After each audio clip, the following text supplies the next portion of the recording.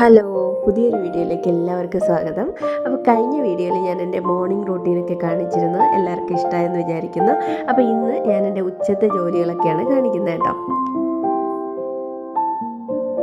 അപ്പോൾ ഞാൻ എൻ്റെ കഴിഞ്ഞ വീഡിയോയിൽ ഒരു കാക്ടസ് കാണിച്ചിരുന്നില്ലേ, അതിന് 3 കുട്ടികളുണ്ടെന്ന് പറഞ്ഞ് അതിലൊരു കുട്ടിയെ എൻ്റെ മോളിൽ നിന്ന് പിച്ചി എടുത്തിട്ടുണ്ട്, ഐശു. അപ്പോൾ ഇനി 2 പേരേ ഉള്ളൂ. പിന്നെ ഒരു കുഞ്ഞ് വരുന്നുണ്ട്, മോളിലും ഒരെണ്ണം വരുന്നുണ്ട് കേട്ടോ. അപ്പോൾ എന്തായാലും പിച്ചി എടുത്തു. അതിനെ ഇനിയിപ്പം സെപ്പറേറ്റ് നട്ട് വയ്ക്കാമെന്ന് വെച്ചിട്ട് വേറൊരു പാത്രത്തിൽ നട്ട് വച്ചിട്ടുണ്ട്. ചീത്തയായി പോകുന്നൊന്നും അറിയില്ല. അപ്പം ഞാൻ ഉച്ചത്തേക്കുള്ള ചോറിന് കുക്കറിൽ അരി വെച്ചിട്ടുണ്ടേ. അപ്പോൾ ഇതാ ഇന്ന് മുരിങ്ങയിലയും വാഴക്കൂമ്പൊക്കെയാണ് കറി വയ്ക്കുന്നത്. മീനൊന്നും വാങ്ങിക്കുന്നില്ലെന്ന്. അപ്പം ഞാൻ വിചാരിച്ചേ ആദ്യം മെനക്കേടുള്ള ജോലി അങ്ങ് തീർക്കാമെന്ന്. അങ്ങനെ ആദ്യം തന്നെ ഞാൻ ആ മുരിങ്ങയിലെല്ലാം പിച്ചിയെടുത്ത്.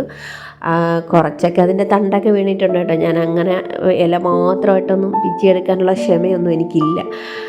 അപ്പോൾ ഇനി നമുക്ക് ഒഴിച്ചു കറിക്കുള്ള തേങ്ങ എടുക്കാം. അപ്പോൾ ഇന്ന് നമ്മൾ മുരിങ്ങയില ഒഴിച്ച് കറിയാണ് ഉണ്ടാക്കുന്നത്, പുളിക്കറി. മുരിങ്ങയില പുളിക്കറിയാണ് ഉണ്ടാക്കണേ. അപ്പം ഇത് അത്യാവശ്യം ടേസ്റ്റൊക്കെ ഉണ്ട് കേട്ടോ. വേറെ ഒന്ന് സാമ്പാർ അങ്ങനെയൊന്നും വയ്ക്കാനുള്ള സമയമില്ലാത്ത ദിവസം നമുക്ക് പെട്ടെന്ന് തട്ടിക്കൂട്ടാൻ പറ്റുന്ന ഒരു കറിയാണേ.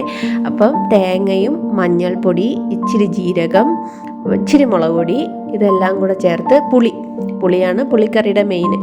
ഇച്ചിരി പുളി എല്ലാം കൂടെ ചേർത്ത് വെളുത്തുള്ളിയും കൂടെ ഇടണേ. വെളുത്തുള്ളിയും ഒക്കെ ചേർത്തിട്ട് നല്ല മഷി പോലെ വെള്ളം ചേർത്ത് അരച്ചെടുക്കണം കേട്ടോ. അപ്പം നല്ല പോലെ മഷി പോലെ ഞാൻ അരച്ചെടുത്തിട്ടുണ്ടേ. അപ്പം നമുക്കിനി കറി താളിക്കാൻ തുടങ്ങാം. അപ്പം ആദ്യം ഞാൻ എണ്ണ ഒഴിച്ചിട്ടുണ്ട് ഒരു ചട്ടിയിലിട്ട്.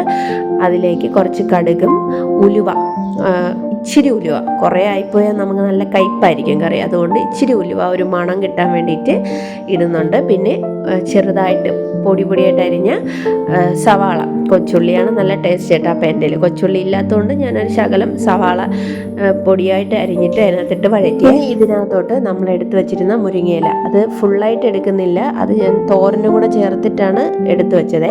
അപ്പോൾ അതിൽ ഒരു 2 പിടി മുരിങ്ങയില എടുത്തിട്ട് ഇതിനകത്തിട്ട് ഒന്ന് വഴറ്റിയെടുക്കണം. അത്യാവശ്യം ഒന്ന് വഴണ്ട് കിട്ടിയ ശേഷമാണ് നമ്മൾ അതിനകത്തേക്ക് അരപ്പൊഴിക്കാൻ പോകുന്നത്.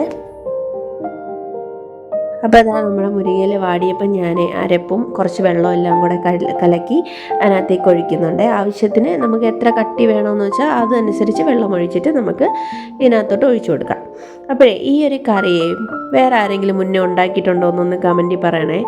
കാരണം ഞാൻ എൻ്റെ സ്കൂൾ ടൈമിലും കോളേജിലൊക്കെ ഇത് ഈ ലഞ്ചിന് വേണ്ടി ഈ കറി കൊണ്ടുപോകുമ്പം കുട്ടികളെല്ലാവരും ചോദിക്കും പുളിക്കറിയാ അങ്ങനെ. എല്ലാവരും പുളിങ്കറി കേട്ടിട്ടുണ്ട്, പുളിശ്ശേരി കേട്ടിട്ടുണ്ട്. പക്ഷേ ഈ പുളിക്കറി എന്ന് പറയുമ്പോൾ ആരും അത്ര കേട്ടിട്ടില്ലാത്ത പോലെ. അപ്പം നിങ്ങൾ ആരെങ്കിലും ഇത് ഉണ്ടാക്കിയിട്ടുണ്ടെങ്കിൽ പറയണേ. അപ്പോൾ നമ്മുടെ പുളിക്കറി ഒന്ന് പതഞ്ഞ് വരുന്ന സമയത്ത് നമ്മൾ ഇത് ഇറക്കണം കേട്ടോ. ഇതിങ്ങനെ തിളയ്ക്കാനായിട്ട് വിട്ട് കഴിഞ്ഞാൽ ഇതൊരുമാതിരി വെള്ളം പോലെ പിരിയും. അപ്പം ഞാൻ മുരിങ്ങയില നുള്ളിയ സമയം കൊണ്ട് തന്നെ ചോറൊക്കെ റെഡിയായേ. ഒരു 10-15 മിനിറ്റ് കൊണ്ട് ചോറ് റെഡിയായി. അപ്പോൾ അത് ഞാൻ വാർത്തിട്ടൊക്കെയാണേ. അപ്പോൾ ഇനി നമുക്ക് തോരനും കൂടെ ഉണ്ടാക്കണം. ഇന്ന് പുളിക്കറി, തോരനും പപ്പടമൊക്കെയാണ്. അപ്പോൾ ഞാൻ ആദ്യം നമുക്ക് താളിക്കാൻ വേണ്ടിയിട്ട് എണ്ണയും കടുക്, കുറച്ച് സവാള പൊടിയായിട്ട് അരിഞ്ഞതും ഇച്ചിരി പച്ചമുളകും കൂടെ ചേർക്കുന്നുണ്ട്. എല്ലാം കൂടെ ചേർത്ത് നന്നായിട്ടൊന്ന് വഴറ്റിയെടുക്കാമേ. അപ്പം ഞാൻ മുരിങ്ങയില റെഡിയാക്കുന്ന നേരം കൊണ്ട് വാഴക്കൂമ്പ് ഹസ്ബൻഡ് അരിഞ്ഞു തന്നു കേട്ടോ. അപ്പം ഇച്ചിരി വലുതായിട്ടൊക്കെയാണ് അരിഞ്ഞിരിക്കുന്നത്, എന്നാലും കുഴപ്പമില്ല. ഇന്നത്തേക്ക് ഇങ്ങനെ അങ്ങ് ഉണ്ടാക്കാമെന്ന് വിചാരിച്ചു. ഇല്ലാതെ ഇനി നമ്മളിത് ചെറുതാക്കാൻ നിന്നാൽ അത് ഇരട്ടി ജോലിയായി പോവും. അപ്പോൾ പിന്നെ ഞാനത് അങ്ങനെ തന്നെ ചെയ്യാമെന്ന് വിചാരിച്ചു. അപ്പോൾ അതിലേക്ക് ഞാൻ മഞ്ഞൾപ്പൊടിയും ഉപ്പും ചേർത്തിട്ട് നന്നായിട്ടൊന്ന് ഇളക്കിയേ. അപ്പോൾ ഇനി നമുക്ക് അതിൽ കുറച്ച് വെള്ളം ചേർത്ത് നല്ല തട്ടിപ്പൊത്തി വെച്ചിട്ട് ഒന്ന് വേവിച്ചെടുക്കാം.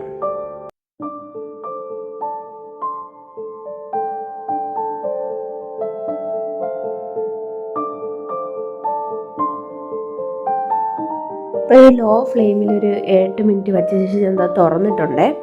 അപ്പോൾ അത് അത്യാവശ്യം വെന്തിട്ടുണ്ട്. അപ്പോൾ ഈ ഒരു സമയത്ത് നമുക്ക് നമ്മളെടുത്ത് വെച്ചിട്ടുള്ള മുരിങ്ങയിലയും കൂടെ ചേർത്ത് കൊടുക്കാം. അപ്പോൾ മുരിങ്ങയിലേക്ക് അധികം വേകേണ്ട ആവശ്യമില്ലല്ലോ, അതുകൊണ്ടാണ് നമ്മൾ ഇപ്പോൾ ചേർക്കുന്നത്.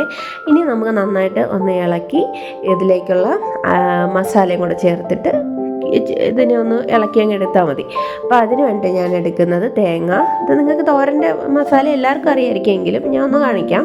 തേങ്ങ, മഞ്ഞൾപ്പൊടി, മുളക് പൊടി, ജീരകം, വെളുത്തുള്ളി, ഒന്നല്ല 2 പച്ചമുളക് ചതച്ചത് ഇത്ര ഇട്ടിട്ട് അതിനകത്തേക്ക് ഇട്ട് ഒന്ന് ഇളക്കിയെടുത്തു.